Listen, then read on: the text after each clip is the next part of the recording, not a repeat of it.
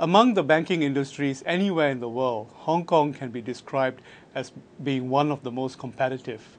On the one hand of the landscape here are the two large banks, HSBC and Stanchart, and on the other end of the landscape are the smaller domestic banks in Hong Kong.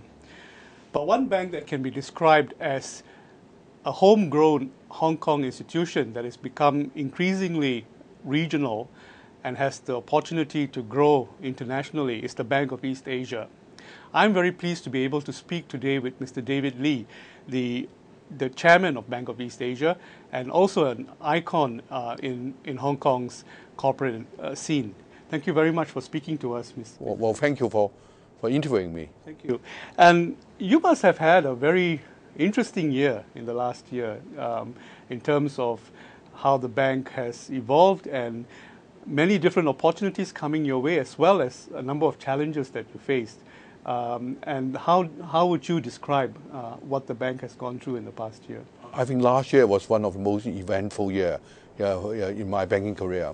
In my 40 years of banking in Bank of East Asia, I never had to face a bank run. And then in September last year, while I was in New York, there was a rumor spread about the Bank of East Asia. So I immediately flew back. And fortunately, we contained it within 2 days. The interesting thing was the rumor revolved around your investments in Lehman Brothers. Is that no? The rumor was someone sending a text message on his phone to say the Bank of East Asia, you should take your money out of Bank of East Asia because there is likely to be a bank run, and then this spread.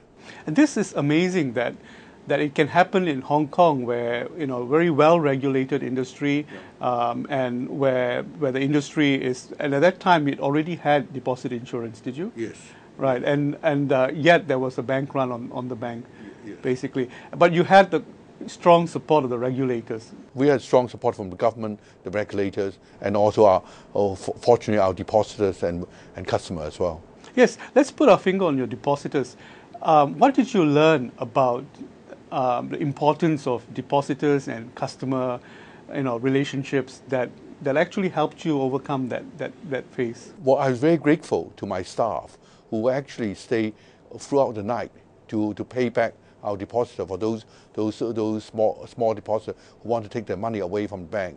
But there were also depositors who came in and deposited money. So after the 1 month, in fact, our deposit was much more than before the bank run. Right, and why was that? Why do you think that you had a very strong support from your depositor base? Basically, because of our history, we have a 90-year history of banking in Hong Kong. We never had a bank run, and that was the first one ever. And we are a very conservative organization.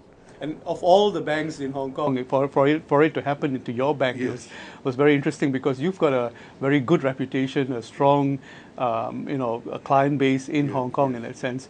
Did you then have to, call on the goodwill of the business community in Hong Kong to support you during that period? Well, we were very fortunate. Some of our big clients came out and say to us that they supported the Bank of East Asia. People like Lee Ka-sing and yes, who came out and said that they would buy shares in Bank of East Asia. So it was very kind of him. Right.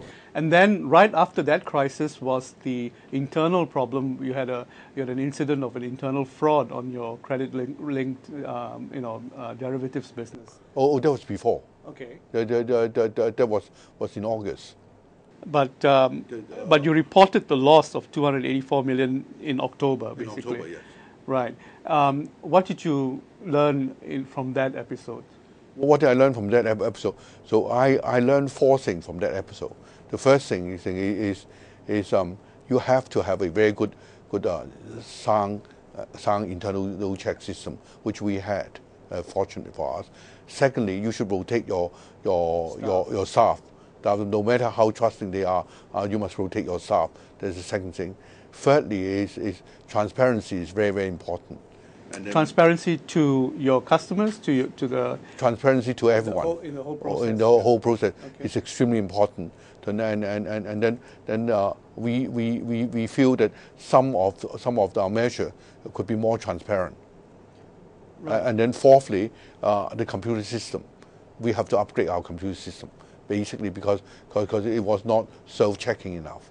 In terms of the employees that you have, I'm sure that being a homegrown institution, you already have a process by which you hire employees that you can consider to be trustworthy. How has the hiring process of employees, especially for areas like trading, Trading and treasury, evolved, you think, and what do you think you need to pay attention to?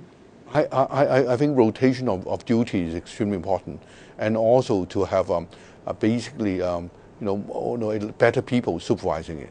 Right. But More supervision is necessary. did you think that your division between the back office and the trading front was already sufficient at the time that this incident happened?